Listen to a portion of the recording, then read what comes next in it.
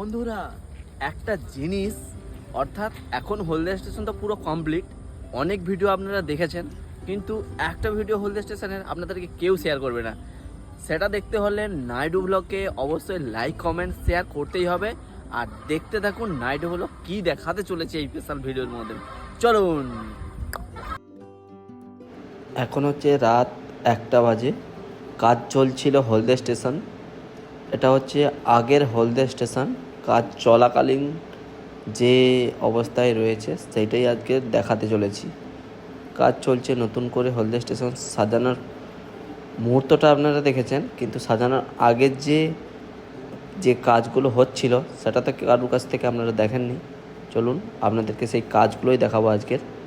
আজকের এসেছিল রাতে এক ট্রাক, অর্থাৎ ঘাস, পুরো ময়দানটাতে ঘাস বেছানো হচ্ছে।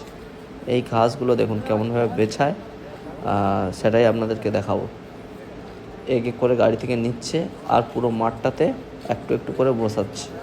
দেখতে থাকুন আপনারা।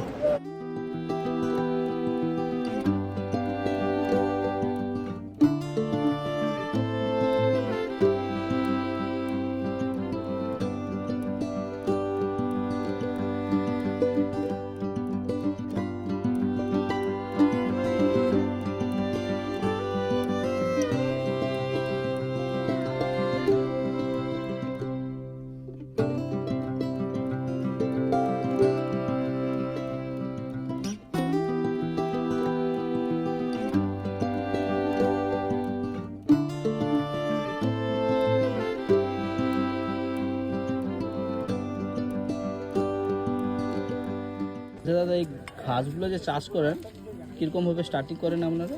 এই পলিথিন বিছিয়ে এরকম ছিঁড়ে ছিঁড়ে এরকম দিতে হবে,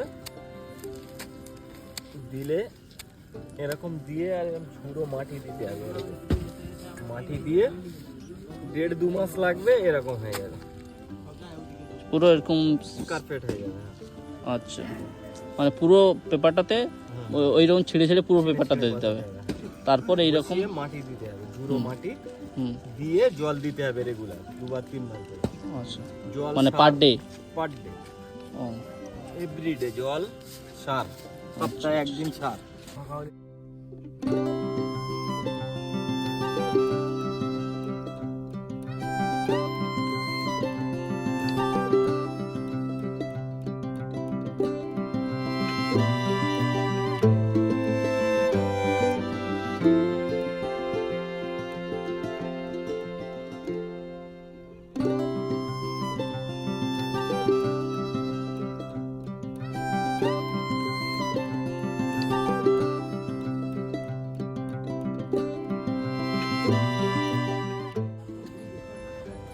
এপাশের মাঠের ধারটা কমপ্লিট হয়ে গেছে, কত সুন্দর লাগছে দেখুন।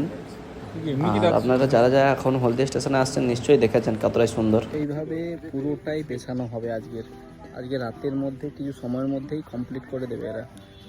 দেখতে দেখতেই যে কতটা চটচট করে এরা চলে আসছে কাজটা করে, বোঝাই যাচ্ছে না যে এতটা কাজ এত কম সময়ের মধ্যে ফিনিশ করতে পারবে। কিন্তু প্রথমে ভাবা যায় কি যে এতটা বড় জায়গা ফিনিশ করতে পারবে কি এত কম সময়ের মধ্যে, কিন্তু না, 5 মিনিটের মধ্যে যেটা লাগতো হয়তো 30 মিনিট, সেটা 5 মিনিটের মধ্যে কমপ্লিট করছে এরা। এত সুন্দরই কাজ করছে। আর ভিউটা তো ন্যাচারাল এত সুন্দর, যা মানে আমার কাছে বলার বাইরে। সেই ভিউজটা আপনাকে পুরোটা ফিনিশ হয়ে যাওয়ার পর একবার দেখাবো, আর তারপর দেখাবো আপনাদেরকে সকালের মর্নিংয়ের যে ন্যাচারাল ভিউজের উপরে যে আজকের আমাদের হলদিয়া স্টেশন সেজে উঠছে, মানে তা বলার বাহুল্য। পুজোর আগে আমাদের স্টেশনকে দেখতে আরেক লেভেলের লাগবে, চরম জায়গায়। তাহলে চলুন দেখতে থাকুন আমার ব্লগটি, আর ভালো লাগলে অবশ্যই লাইক কমেন্ট সাবস্ক্রাইব তো করতেই হবে। চলুন তাহলে। ভোর হয়ে গিয়েছে, তাই পাখিরাও বেরিয়ে পড়েছে তাদের খাওয়ার সন্ধানের উদ্দেশ্যে। চলুন, সবাই ভালো থাকবেন, সঙ্গে থাকবেন। আজকের মতন এখানেই, টাটা, বাই।